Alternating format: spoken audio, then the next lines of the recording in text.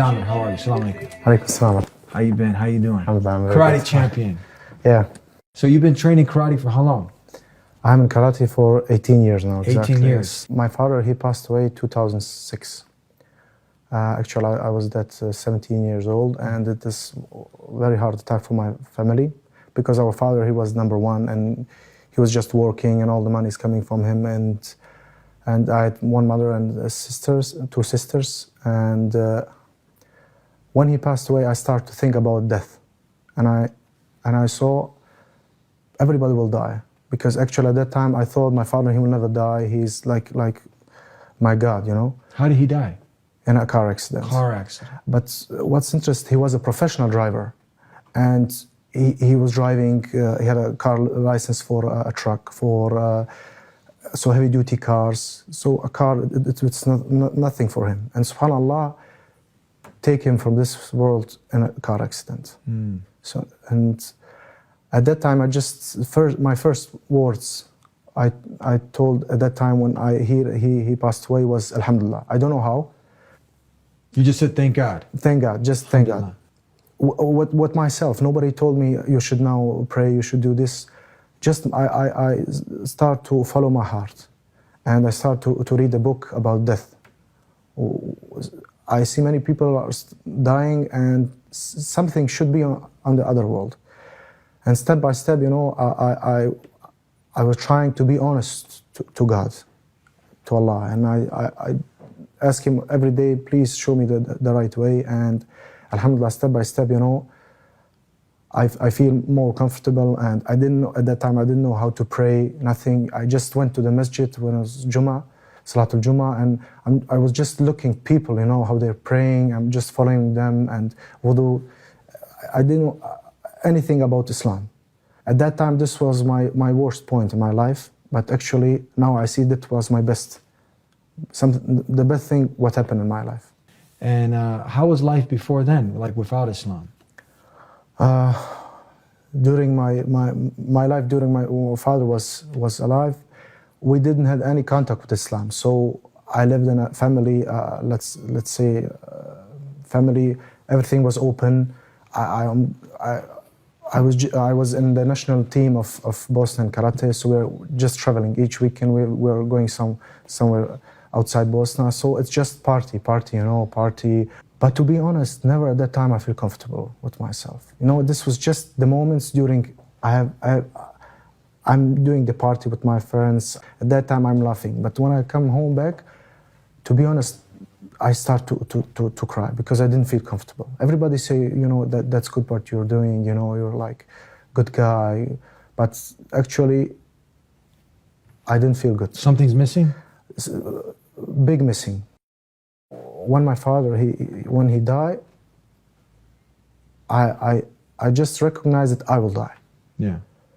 And this is not the way I should live. And I feel that I should come back to my Lord. Mm-hmm. You know, this is the only way. And I start, but to be honest, when I start to pray, you know, my challenge was the Fajr, Salatul Fajr. And one time, it was 2 days before Ramadan, I completed all 5. So now you are implementing Islam. You're researching, you're studying, but now you talk about some of the challenges, struggles. It wasn't just a walk in the park, was it? Of course not. No. So at that time, I was, to be honest, one of the most important members in our family. Our family is a huge family. And when I was a nasty guy, you know, when I started to practice Islam, I didn't have a father. So I was living with my mother and 2 sisters. And the next 5 or 6 years, I was the worst guy in the family. So nobody, you know, the family was giving me some support, like money support, you know, they cut that. So, you know, my mother, after maybe 1 year, she told me, I cannot let you're praying, doing all the Islamic things, leave my house. Why? Just because I started to be good. Just because I was praying, you know. But hold on, before you said you were a party guy, yeah. You're hanging out, the nightclubs, going out. Did they have any objection to that? Nothing. That's crazy, isn't it? Of course. And you know, at that time, this was the most tough period in my life. Yeah. But actually, from the other side, this was my most beautiful part of the life, because I was never so satisfied with myself. Because I knew I'm close to my Lord. Okay, so they kicked you out. They kicked me out. Yeah. And actually, at that time, I was alone. Nobody was with me. Not my friends, not my family, my mother. I was walking on the street, you know, I was hungry, no money. To be honest, I sleep on the road, you know. Wait, she kicked you out? She kicked me out. You were kicked out, just Yes. driven out of your own home? Just like that. So wait, your parents, technically, they're like, are they, because from the former Yugoslavia, you had many people who were communists, so they left religion, Yes, right? yes. So were they of that mindset? Same. Same. Like So that. they're like atheists? Yes, like atheists. Yeah, okay. And we had like one meeting, family meeting, a big family meeting, and I was surprised when they invited me, because I was now kicked out. But now they called you somehow because the family's getting together? Yes. So you got an invite, Yes. right? Okay. And maybe the mother's more soft, right? She's maybe missing you. She Yeah. won't tell you. She wants to see you. Maybe she told them, because you know, Yeah. I wanted my son be here with Yeah. us. And then one guy from the family, one member, he told, "Let us hear Demir, what he." Now they want you to recite. Me, yes. Yeah.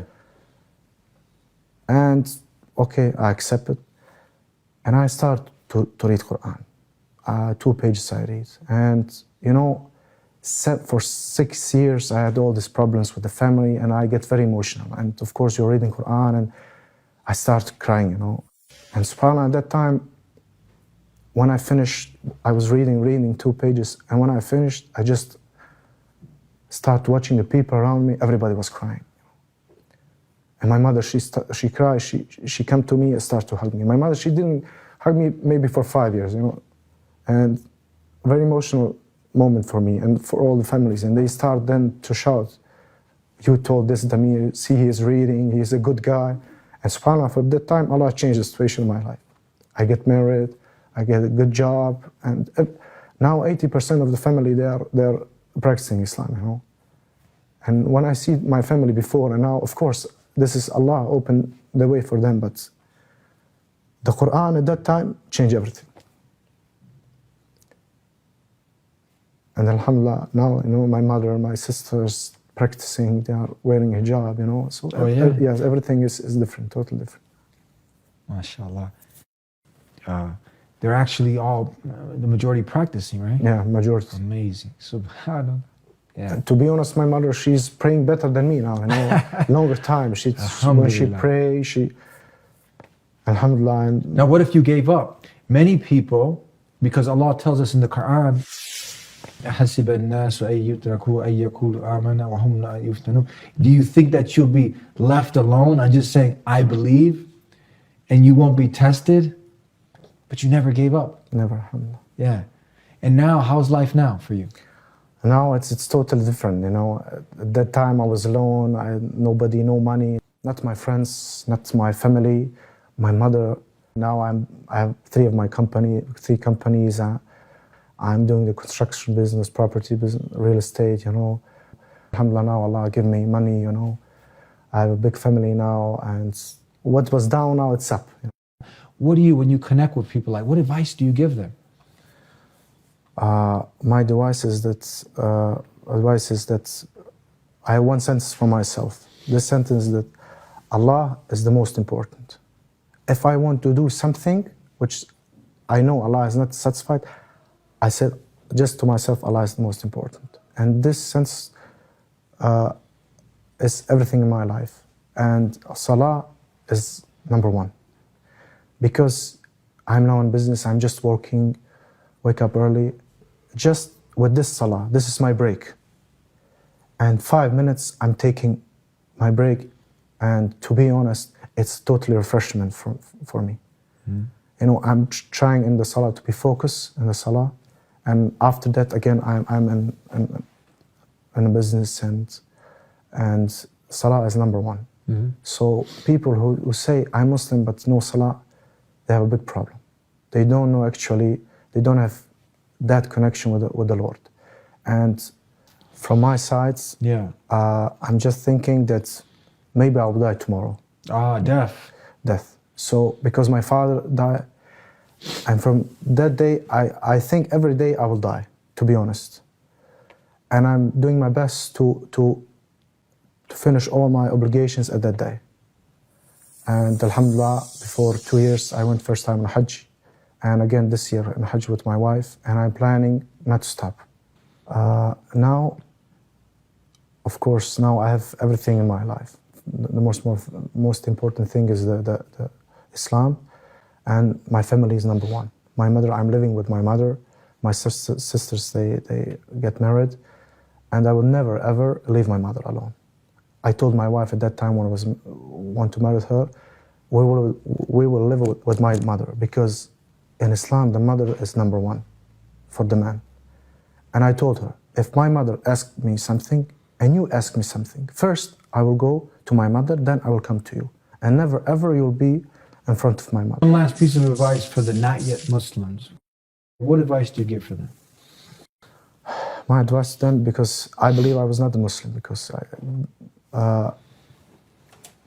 if you are honest to yourself, you will see that you're not satisfied. Something you miss. With Islam, you will get everything.